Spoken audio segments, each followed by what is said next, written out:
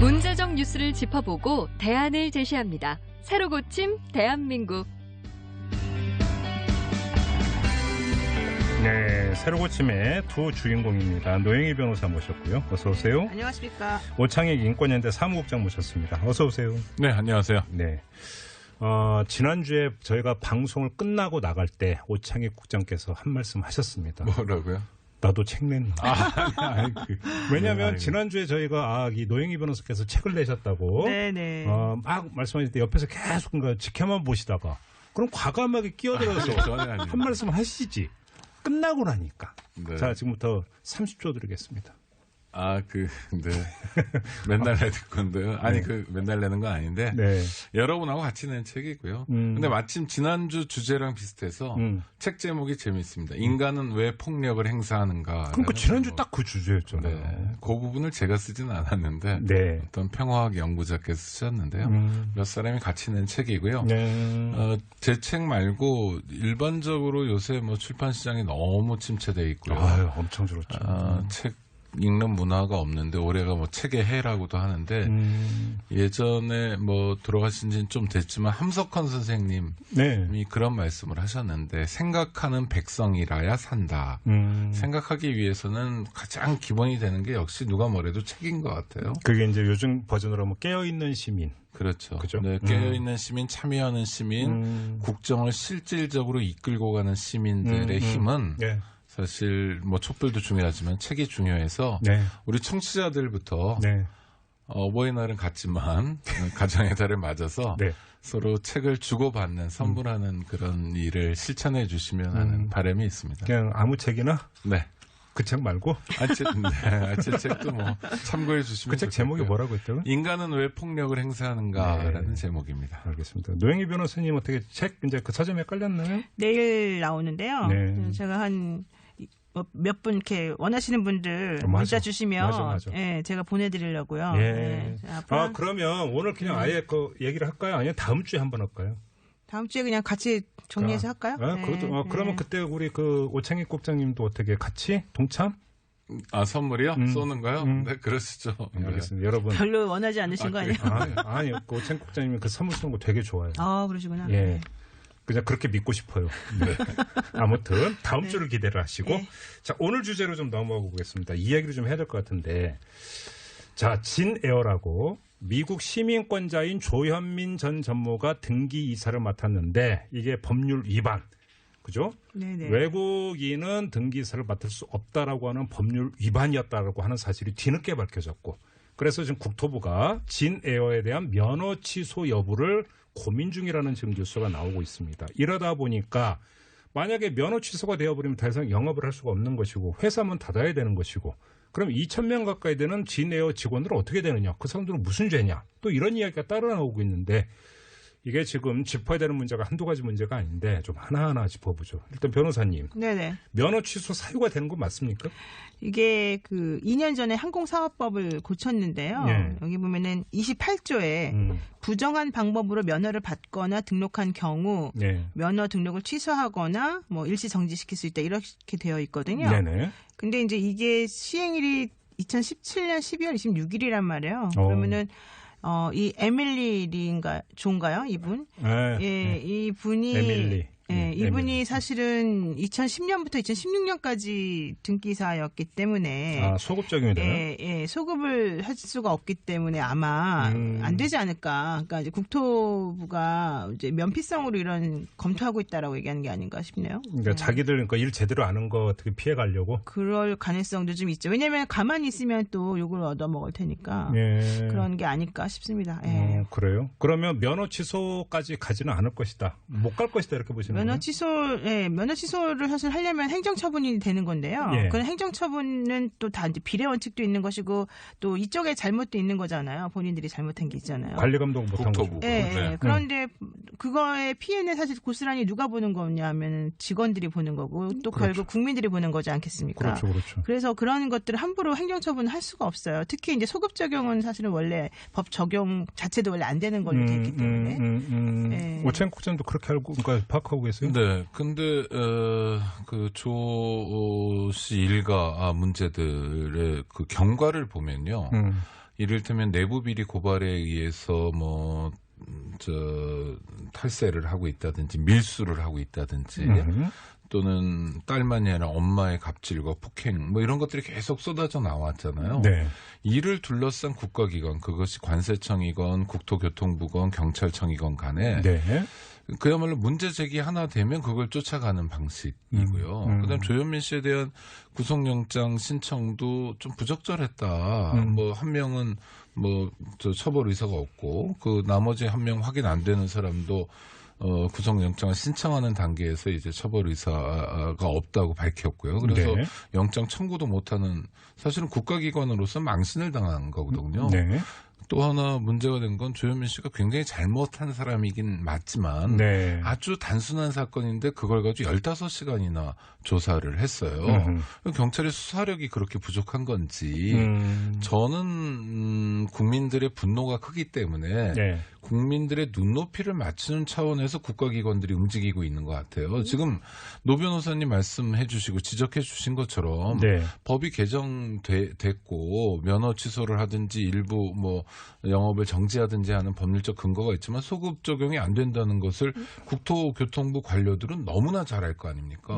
그런데도 불구하고 지금 검토하겠다 이런 얘기를 하고 있거든요. 네. 그러니까 그 주요한 국가기관들이 조 씨 일가 사건과 관련해서 대중의 요구에 그냥 뭐랄까요 부합하는데 능동적으로 부합하는 건 아니고 그래서 그때 문제가 나올 때만 이렇게 뭐 그야말로 직자적으로 답하는 수준에서 맴돌고 있는 건 예. 매우 유감스러운 일이에요. 좀 아쉽습니다. 네, 저는 또 여기서 한 가지 지적하고 싶은 게 네. 이런 얘기가 나오면은요, 이제 그 이 갑질과 관련 혹은 문제점을 그동안 폭로하던 네. 용기를 냈던 사람들이 사실 말을 못하게 돼요.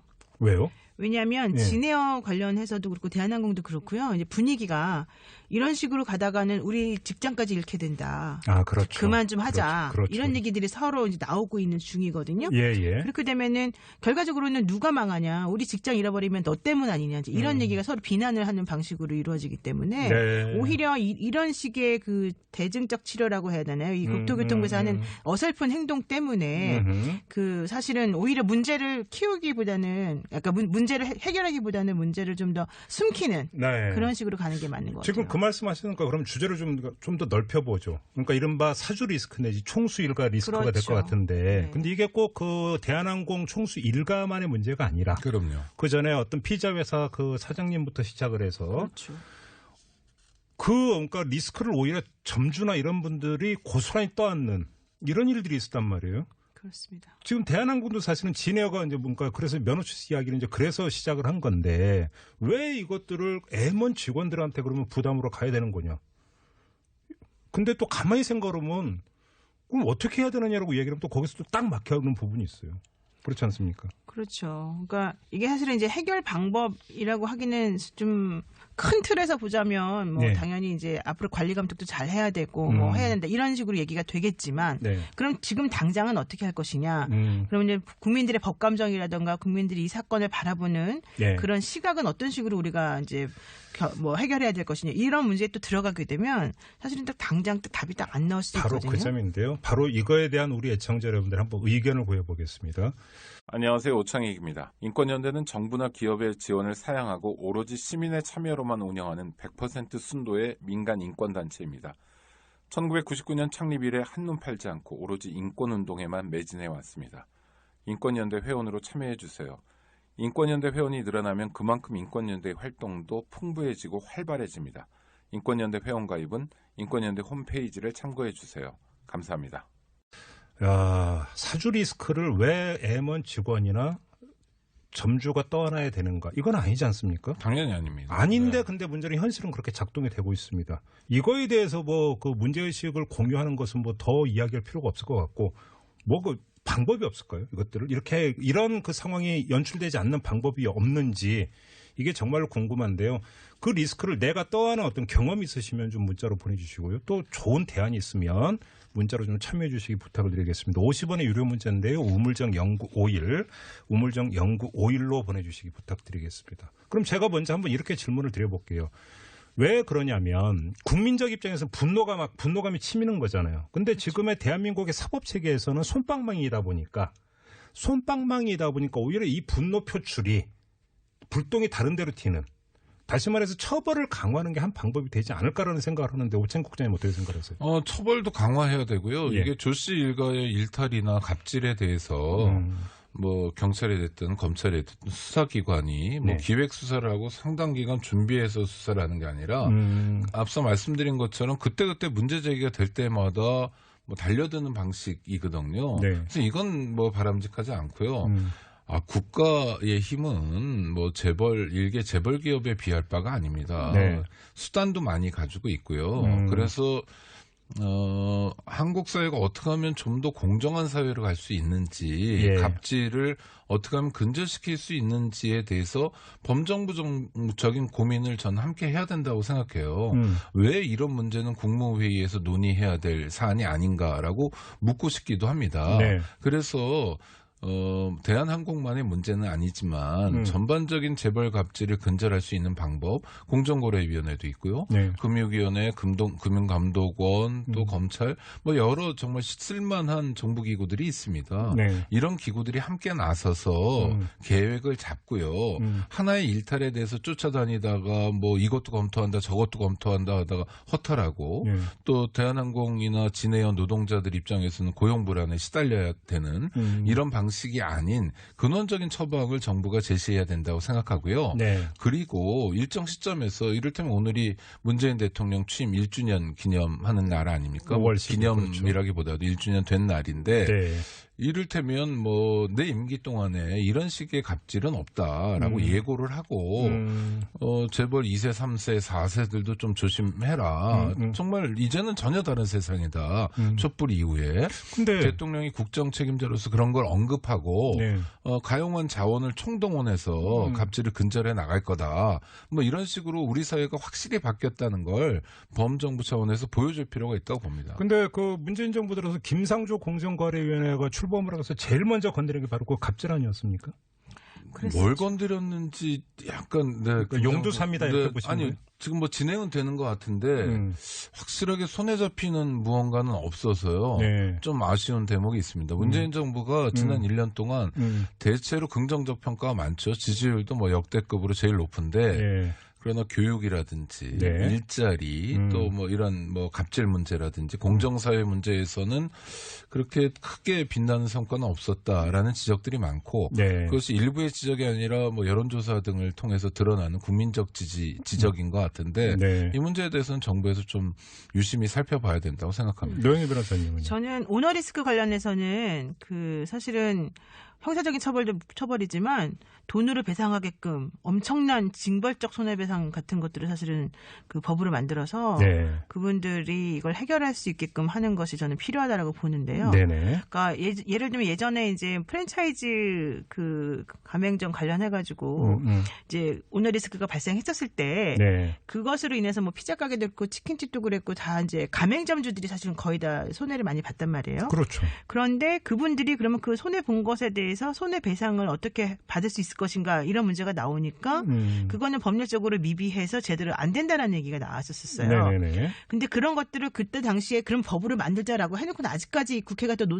뭐 자기네끼리 딴 얘기하느라고 이제 이걸 넘기지 못하고 있는데 이걸 못 시키고 있는데 그런 거라도 만약에 그 당시에라도 이걸 제대로 입법화 시켰더라면 네네. 이번에 이제 이 조현민 사태가 벌어졌을 때 이 오너리스크 문제를 해결할 수 있었을 거란 말이에요. 그러면 재벌들이 가지고 있는 게 돈이라면 돈으로 그러면은 니네가 한번 정말 왕창 맞아봐라. 이래가지고 한번 해결했었으면은 정신들 차리지 않았을까 생각을 해요. 지금 8186님이 딱 그 의견을 주셨는데 그들이 갑질을 하는 건 갑질을 해도 금전적 손해가 없기 때문이죠. 그렇죠. 이 벌금 체계를 전 재산에 비례해서 내도록 만들고 그렇죠. 이것도 우리 오창 국장님이 잘 아시는 문제인데 징벌적 손해배상이 가능해지면 자연스레 없어질 것이라 생각합니다라는 의견을 주셨는데 전적으로 동의합니다. 이게요, 징벌적 손해배상이 갑질 근절만이 아니라 여러 가지 효과가 있는데요. 네. 이를테면 대한민국이 OECD 경제협력개발기구에서 산업재해 사망자 가장 많은 나라예요. 네. 그런데 영국은 또 OECD에서 산업재해 사망자가 가장 적은데 네. 까닭이 뭔가 봤더니 징벌적 손해배상 제도가 있어요. 그래서 노동자 한 명이 산업재해로 사망하면 기업에게 우리나라 돈으로 한 30억 원씩 물린다거나 네. 많이 물리는 경우에 그해 매출의 20%를 물리는 경우도 있습니다. 근데 이게 삼성전자라고 생각해 보면요. 네. 천문학적인 액수잖아요. 그러니까 산업재해도 근절할 수 있고 공정한 사회도 만들 수 있고 하기 때문에 징벌적 손해배상 제도가 네. 일반 시민을 겨냥하는 건 아니잖아요. 우리가 뭐 줄려도 줄 돈도 없거니와. 네. 그래서 저는 그 모든 분야의 징벌적 손해배상을 미국 같은 방식으로 도입하는 건 문제가 있겠지만 일수벌금도 뭐 마찬가지인데 소득과 재산이 연동해서 손해배상도 하고 벌금도 매기는 건 네. 우리 사회의 선진화에 크게 기여할 거라고 봅니다. 그 문제는 이제 조금 조심해야 될 부분이 있어요. 만약에 징벌적 손해배상 보통 이제 회사가 무슨 물건 같은 거 잘못 만들었을 때 그로 인해서 손해가 발생한 경우에 그 회사 보고 책임지라라고 하는 게 이제 일반적으로 미국에서 진행되고 있는 징벌적 손해배상 제도인데 네. 그것 때문에 회사가 망하면 오히려 그 직원들이나 이런 분들이 또 문제가 생길 수 있고 그렇죠. 주주들이 또 손해 보거든요. 그렇죠. 그래서 그런 것과 관련해서 저는 이거는 사실 이 오너의 개인적인 잘못 때문에 이런 일이 벌어진 거기 때문에 네네네. 오너 재산과 관련된 부분에 있어서 손해배상을 엄청나게 해주도록 그 점주나 주주나 이런 사람들에게 혹은 직원들에게 해주도록 네. 그런 걸 좀 법제화시키면 어떨까. 제가 좀 전에 무작위 댓글 진행하다가 그 말씀드렸는데 저는 그 단순한 호기심이 많은 사람인데 말씀 듣다 보니까 갑자기 이게 또 급 떠오르던데 위자료 청구라는 게 있지 않습니까? 그렇죠. 직원이 그렇죠. 그렇죠. 사주 일가의 이런 그 폐악질 때문에 너 그런 회사 다니고 있냐? 얼마나 힘들겠냐부터 시작을 해서 정신적 충격에다가 정신적 고통에 스트레스를 받은 걸 그렇죠. 직원들이 연대해서 정신적 위자료를 사주한테 청구를 한다. 그렇죠. 이런 시나리오가 성립이 됩니까 안 됩니까? 그렇죠. 원래는 되죠. 그렇게 해야 되죠. 사법 체계상 될 수 있죠. 되죠. 문제는 우리나라는 그 위자료를 인정해주기 위해서는 네. 그러한 오너의 갑질 때문에 그 직원이든 뭐 손해를 청구하는 그 사람이 네. 실제 어떤 손해를 입었는지를 스스로 입증해야 된다는 게 문제인 거죠. 정신적 피해를 어떻게 입증을 해요? 그러니까 바로 그 부분이에요. 그래서 인과관계라고 하는 것을 따져서 그것이 판사님이 딱 납득할 수 있을 정도로 우리가 들이대야 네. 사실은 인정을 해주고 또 그렇다 하더라도 금액이 상당히 낮아요. 우리나라 같은 경우는. 그러게요. 그래서 그런 것들을 전부 다 손보아야 하는 것이 아닌가. 그러니까 인과관계라고 하는 것도 그런 식의 오너리스크가 생겼을 때 인과관계는 엄청나게 입증 책임을 완화해 준다던가 예. 또 내지는 위자료도 엄청나게 많이 주도록 한다던가 뭐 이런 식으로 좀 처리해야 될 것 바로 같아요. 그건 그러니까 항상 느끼는 건데 이 사법의 논리와 국민의 정사법과 실정법의 그 괴리. 아니 지금 예를 들어서 그 대한항공이든 진에어의 직원들이 그 겪고 있는 정신적 고통이라는 것은 5천만 국민이 다 증언 아닙니까? 증인 아닙니까? 그렇죠. 네.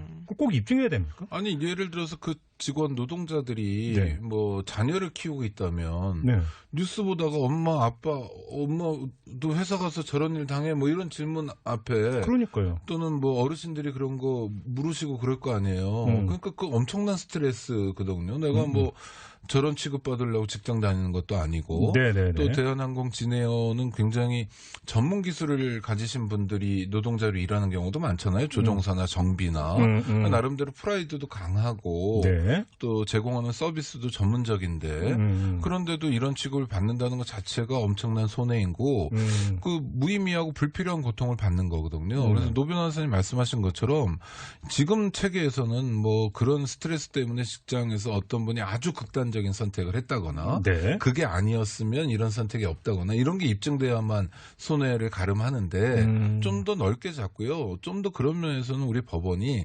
상식에 가까이 올 필요가 있습니다. 그건 국민들의 정서와 뭐 어떤 감정을 살펴달라 이런 차원이 아니라 네. 법의 정의는 곧 상식이잖아요. 정의는 곧 상식이라는 기본을 좀 확인했으면 합니다. 지금 5680님을 비롯한 많은 분들이 아까 이제 그 진에어 면허 취소 얘기부터 시작을 해서 그러니까 그것만 잠깐 말씀드리면 그냥 면허 취소하고 망하게 하고 다른 회사가 인수하면 안 되나요? 물론 이게 이제 시장에서 인수한다는 게 이제 그렇게 간단한 일은 아니기 때문에 하지만 원리 원칙대로 가면 어떻겠느냐라는 이런 의견을 주신 분들이 있는 거 많고요.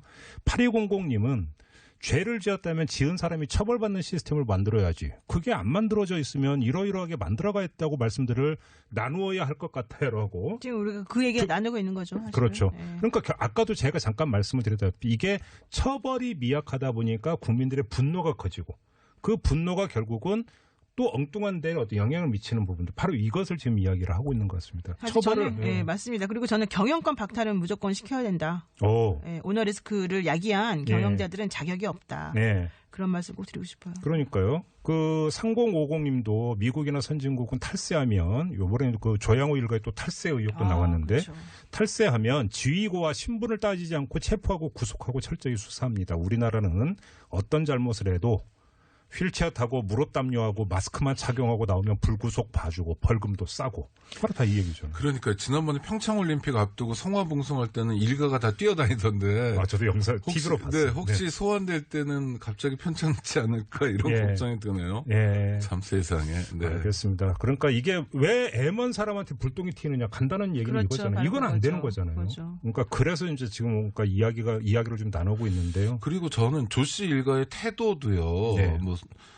그 따님의 눈빛에 대해서 뭐라고 코멘트하긴 그렇지만 그건 주관적일 수 있으니까. 주관적일 수 있으니까. 근데 그 부인 이명희 씨의 사과는 좀 짚고 넘어가고 싶은데. 2줄짜리. 그것도 그렇고 또 회사를 통해서 이제 시시콜콜 밝히고 있는 거. 네네네. 그러니까 여전히 이분은요. 국민들의 요구나 공정사회에 대한 뭐 전면적 요구, 시대적 요구하고 상관없이 정말 딴 세계에 살고 있는 분들인 것 같아요. 그러니까 우리 국민과는 어떤 다른 존재라는 걸 어렸을 때부터 정말 너무 이중 삼중의 학습을 받아서 그런지 한마디로 이거는 자기 자신을 보호하는데도 좋지 않은 태도인데도 이렇게 반복하는 거로 봐서는 정말 정신 못 차렸다는 거고. 정신을 못 차린 게 아니라 제가 볼 때는 다른 세상에 사는 거예요. 다른 세상 민심을 못 읽고 있는 거예요. 이번에는 그분들이 좀 정신 좀 차리게 해야 우리의 기업 활동, 경영 활동도 정상화되는 게 아닌가 싶습니다. 사실 좀 약간 식겁했을 것 같아요. 왜냐하면 그 스위스라던가 해외에 있는 재산을 사실 은근슬쩍 상속받았다가 이번에 상속세만 500억 정도 뭐 탄로했다.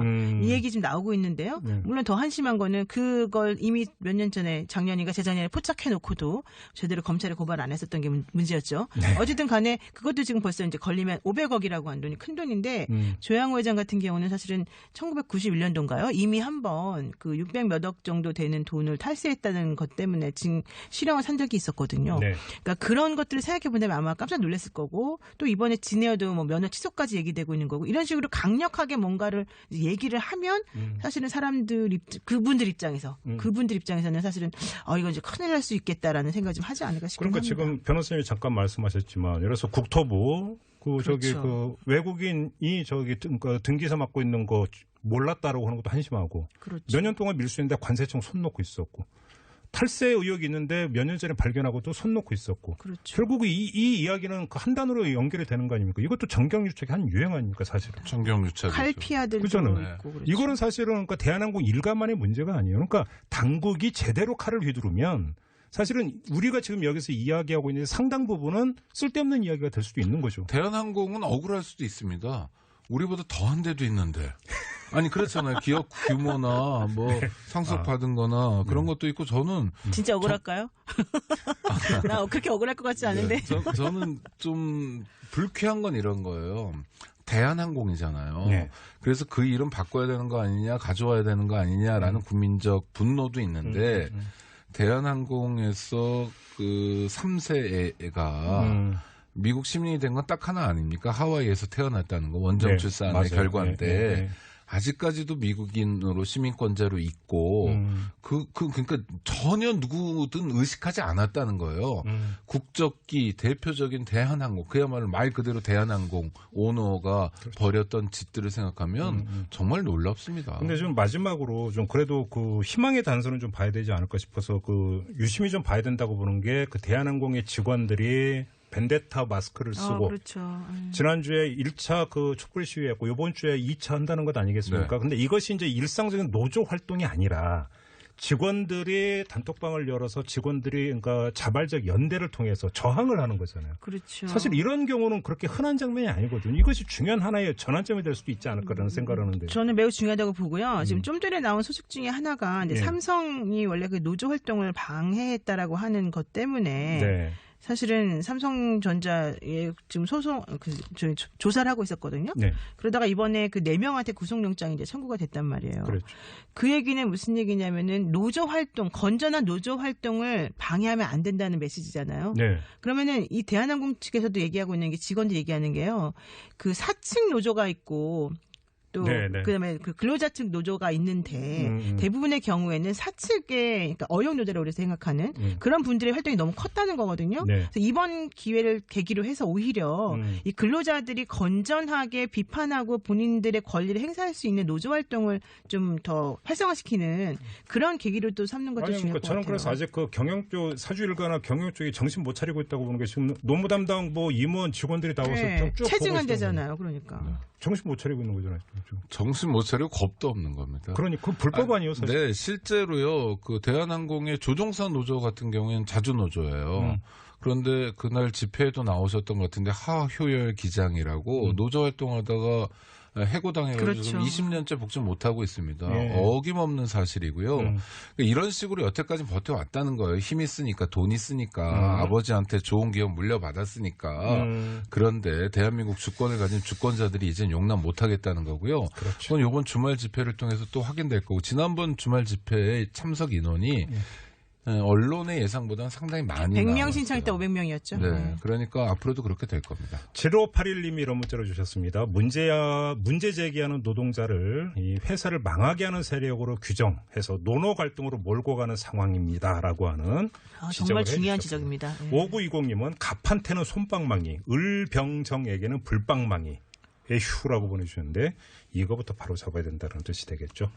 자, 이 점 확인하면서 오늘 새로 고침 마무리하겠습니다. 오창익 인권인대 사무국장 노영희 변호사 두 분과 함께했습니다. 고맙습니다. 고맙습니다. 안녕하세요. 장발장은행의 대표를 맡고 있는 홍세화입니다. 200만 원, 300만 원 벌금을 내지 못해 감옥에 갇히는 분이 매년 4만 명이 넘습니다. 장발장은행은 이분들에게 무이자 무담보로 대출을 해주고 있습니다. 장발장은행을 후원해 주시기 바랍니다. 실로 모든 게 엉망으로 치닫는 듯한 세상입니다마는 스스로 아름다워지는 데에 겸연쩍어 하지 않기를 바랍니다. 고맙습니다.